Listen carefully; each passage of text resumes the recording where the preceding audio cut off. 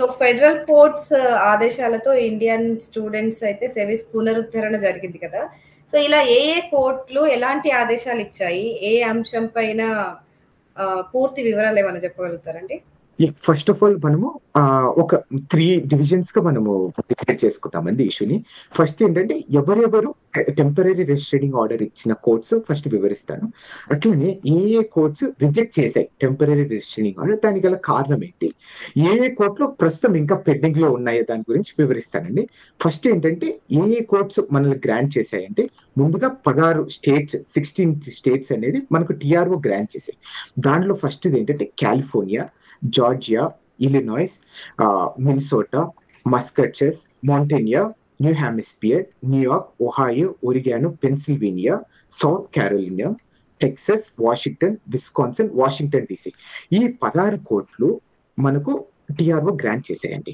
ఇక్కడ ఏ court reject చేసిందని దాని గురించి మనం వివరిస్తాం. నేను ఇందాక కూడా చెప్పాను మీకు, నేను ఉండే స్టేట్ ఇండియానా కోర్టు దీన్ని కంప్లీట్ గా రిజెక్ట్ చేసింది.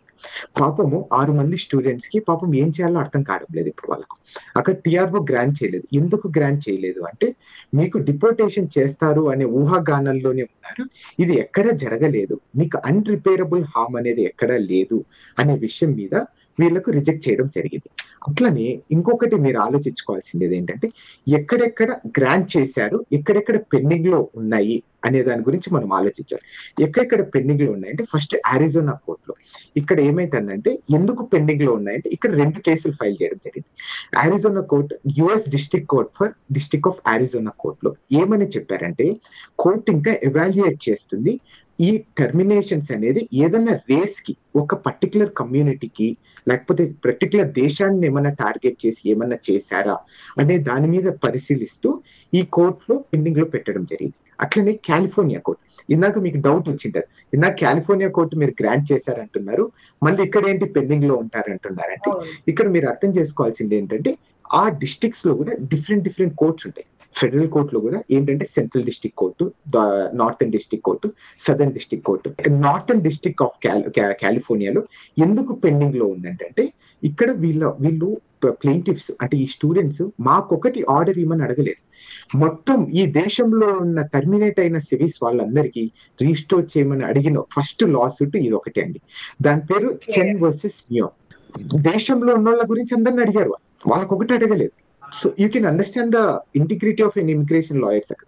సో అట్లనే ఫ్లోరిడాలో ఏంటంటే, ఫ్లోరిడా కూడా ఇక్కడ మిడిల్ డిస్ట్రిక్ట్ ఆఫ్ ఫ్లోరిడాలో ఏమని చెప్తున్నారంటే, జడ్జ్ డిపార్ట్మెంట్ ఆఫ్ హోమ్లాండ్ సెక్యూరిటీని ఈ టర్మినేషన్ ఎందుకు అయింది అని ఒక జస్టిఫికేషన్ అడగడం జరిగింది. అంటే మీరు ఫస్ట్ ఆఫ్ ఆల్ రీజన్స్ చెప్పండి, దాని తర్వాత మేము డిసైడ్ చేస్తాము. అందుకు ఇక్కడ పెండింగ్ లో జరిగింది. అలానే ఇలినాయిస్ లో కూడా, ఐఓవా, మిచిగన్, న్యూ జెర్సీ, అట్లనే న్యూయార్క్, టెక్సస్, వెస్ట్ వర్జీనియా, ఇవన్నీ ఈ కోర్ట్స్ అన్ని ఈ సుమారు 11 డిస్ట్రిక్ట్స్ లో ఈ చిన్న కోర్ట్స్ లో అన్ని టిఆర్ఓ పెండింగ్ లో పెట్టడం డిఫరెంట్ కారణాలు. అంటే మెయిన్ కారణం ఏంటంటే బ్యాక్లాగ్ ఆఫ్ కేసెస్. ఏంటంటే విపరీతమైన కేసెస్ మీ అందరికి తెలిసిందే, ఇండియాలో చూస్తుంటారు, వివిధ దేశాల్లో, యూకేలో, US లో విపరీతమైన కేసెస్ ఎక్కువ ఉంటాయి, జడ్జిలు చాలా తక్కువగా ఉంటారు, కేసులు డైలీ ఎక్కువ ఫైల్స్ ఆడుకొని వాళ్ళకి ఎక్కువ బర్డెన్ గా ఫీల్ అయిపోతుంది. దానివల్ల బ్యాక్లాగ్ ఎక్కువ జరుగుతుంటాయి. అది కూడా గుణం జరిగింది. ఇంకొకటి కూడా మనము అర్థం చేసుకోవాల్సింది అంటే, ఒకే స్టేట్ లో ఒకే కోర్టులో ఫైల్ చేసినా కానీ డిఫరెంట్ గా ఒకటి గ్రాంట్ చేస్తుంది, ఒకటి పెండింగ్ లో పెడుతుంది. ఫర్ ఎగ్జాంపుల్ ఇక్కడ కాలిఫోర్నియా కోర్టు గురించి చెప్తాను. టిఆర్ఓ ఇక్కడ ఏమంటే సెంట్రల్ డిస్ట్రిక్ట్ కోర్టు, అలానే నార్థన్ డిస్ట్రిక్ట్ ఆఫ్ ఫెడరల్ కోర్టులో ఆర్డర్ గ్రాంట్ చేయడం జరిగింది. మళ్ళీ ఏంటంటే టిఆర్ఓ ఇంకొక కోర్టులో పెండింగ్, సెంట్రల్ డిస్ట్రిక్ట్ కోర్టులో పెండింగ్ లో పెట్టడం జరిగింది. ఎందుకు అంటే గవర్నమెంట్ సైడ్ ఆల్రెడీ ఒకసారి ఆర్డర్ ఇచ్చారు, మళ్ళీ గవర్నమెంట్ ఏంటంటే ఈ కేసులో మాకు కొంచెం టైం కావాలి, అలానే కోర్టు కేసులు ఎక్కువ ఫైల్ అవుతున్నాయి, అందుకు మాకు ఈ కేసు కొన్ని రోజులు పెండింగ్ లో పెట్టడం అంటే కోర్టు గ్రాంట్ చేసేసింది. పాపం అంటే అన్సర్టనిటీ, అది దానివల్ల చాలా ఇబ్బంది పడిపోతున్నారు స్టూడెంట్స్ అంతా. అంటే ఇక్కడ ఏమైతుందంటే అండి, దీంట్లో ఇక్కడ వెన్యూ షాపింగ్ అనేది ఒకటి ఉంటుందండి US లో, చాలా ఫేమస్. అంటే ఏ కోర్టు ఆర్డర్స్ ఇస్తున్నాయో బాగా ఫేవరబుల్ గా ఆర్డర్స్, ఇప్పుడు ఫర్ ఎగ్జాంపుల్ నేనున్నాను ఇండియానాలో నేను రెసిడెంట్ అండి, నేనేం చేస్తాను, జార్జియా కోర్టు బాగా ఆర్డర్స్ ఇస్తుందని నేను అక్కడికి షిఫ్ట్ అయిపోతాను, నాకు ఇండియానా కోర్టు ఆర్డర్ ఇవ్వడం.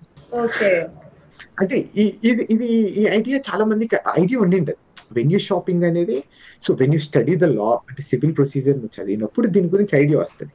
ఓకే, సో అది నిజంగానే బానే ఉంది కదా ఐడియా. కాకపోతే అలా షిఫ్ట్ అవ్వడం వల్ల ఏమన్నా మళ్ళీ లీగల్ ప్రాబ్లమ్స్ వస్తాయా? అట్లా మీరు కావాలనే షిఫ్ట్ అయ్యారు అనేది? లేదు అట్లేం ప్రాబ్లం ఉండదు. ఇదేంటంటే ఫెడరల్ సబ్జెక్ట్. మనం అనుకున్నాం కదా, ఇమిగ్రేషన్ అనేది మొత్తం ఆల్ ఓవర్ యుఎస్ కి ఒకటే లా ఉంటది. ఇమిగ్రేషన్ అండ్ నేషనాలిటీ యాక్ట్ అందరికి ఒకటే ఉంటది. ఇది స్టేట్ సబ్జెక్ట్ కాదు. సో ప్రతి కోర్టుకి ఫెడరల్ కోర్టుకి అధికారం ఉన్నా కానీ ఏ కోర్టు ఆర్డర్ ఇచ్చినా కానీ దాన్ని సాటిస్ఫై చేయగలం మనం. అంటే కానీ మనం అక్కడ కొన్ని రూల్స్, రెగ్యులేషన్స్, రిక్వైర్మెంట్స్ సాటిస్ఫై చేయాలి. ఓకే. అందరికి ఒకవేళ నిజంగానే ఇప్పుడు జార్జియానో, కాలిఫోర్నియానో ఏదో ఒక స్టేట్ ఫేవరబుల్ గా ఇస్తుందని అక్కడికి వెళ్ళిపోదాం అంటే అందరికీ అవకాశం రాదు కదా. సో దీని గురించి చాలా మందికి తెలియదు, అది ప్రాబ్లం. ఫస్ట్ ఆఫ్ ఆల్ తెలీదు కూడా. ఇదొక నిజంగా చాలా పెద్ద హింట్ ఇచ్చారు మీరు. ఎవరన్నా నిజంగా వెళ్ళాలి అని అనుకుంటే కొంచెం ప్రాబ్లం ఉన్న స్టేట్స్ నుంచి ఇటు షిఫ్ట్ అయిపోవచ్చు ఫేవరబుల్ గా ఉన్న సైడ్. అవునవునండి. అంటే ఇది దీనికి అంటే కొంచెం లాజిక్ తెలిసి ఉండాలండి. అందుకే ఇప్పుడు అంటే ఇమిగ్రేషన్ అటార్నీస్ నేను కూడా చెప్పేది, మనం లాస్ట్ టైం కూడా వీడియోలో కూడా మీరు ఏదైనా కానీ ఇమిగ్రేషన్ అటార్నీతో కన్సల్ట్ కండి. మీరు ఫేస్బుక్ లలో మీ ఫ్రెండ్స్ ని అడిగి మీరు తప్పులు చేయకండి అని. దేనికంటే ఇదే రీజన్స్. మాకు కొన్ని రూల్స్ తెలిసి ఉంటాయి. అంటే మేము ఎలా చేయాలి, దీని లీగల్ స్ట్రాటజీ ఏంటని మేము గత 5-6 ఏళ్ల నుండి దీని మీద ట్రైన్ అయ్యాం. మీరు ఫేస్బుక్ లో ఒకటి చాట్‌జిపిటిని కొట్టి మీరు అడిగితే ఇవన్నీ చెప్తాదండి. ఇవన్నీ చెప్పలేదు కదా. అవునవును, అదైతే నిజం. అంటే రైట్ నౌ అంటే ఇమిగ్రేషన్ అటార్నీ సుమారు ఒక ఇనిషియల్ అపాయింట్మెంట్ కి $200 నుండి $300 ఛార్జ్ చేస్తున్నారండి. Which is equals to 15,000 to 30,000 కన్సల్టెన్సీకే.